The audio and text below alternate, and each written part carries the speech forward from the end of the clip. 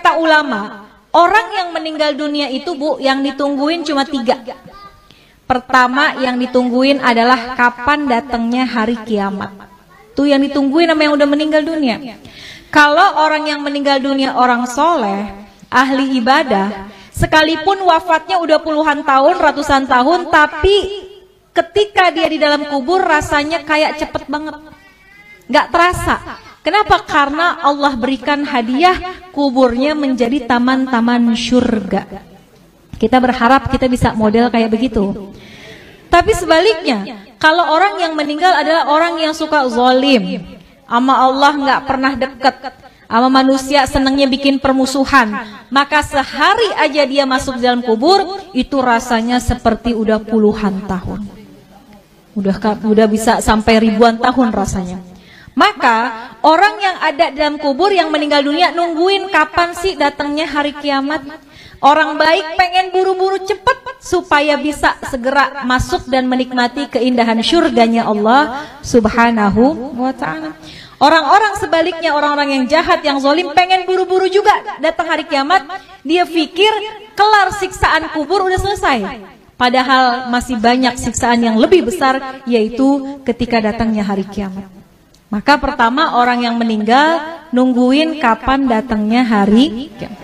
Yang kedua, orang yang sudah meninggal kata ulama yang ditungguin kiriman doa dari yang masih hidup. Makanya kalau peringatan haul kayak gini Bu, yang paling girang adalah orang yang dihaulin.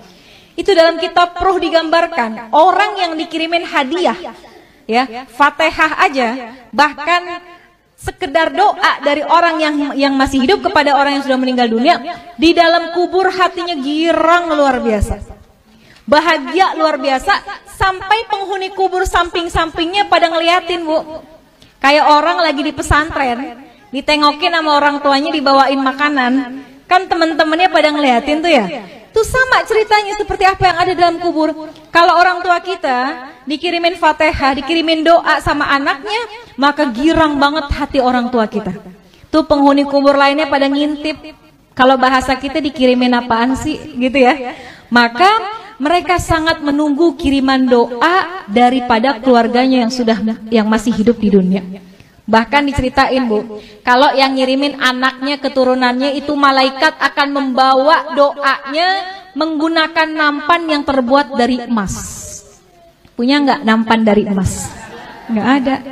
Tapi Masya Allah ketika kita meninggal dunia, malaikat hadirkan doa.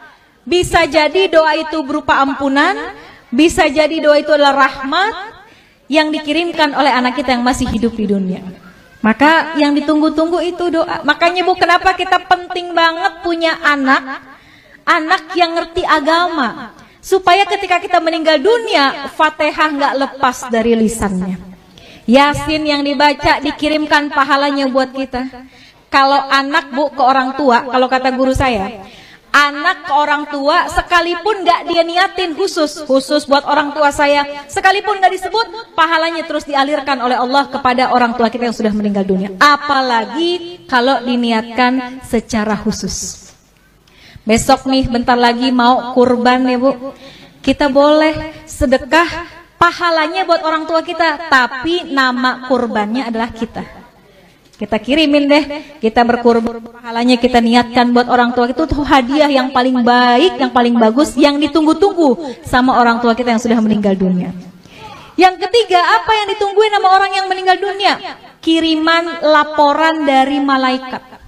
Tuh malaikat itu Bu ngirimin laporan tentang anak cucu keturunannya. Kalau anak-anaknya pada soleh, solehah, pada ahli ibadah, orang tua kita girang di dalam kuburnya. Ya Allah, girang hatinya.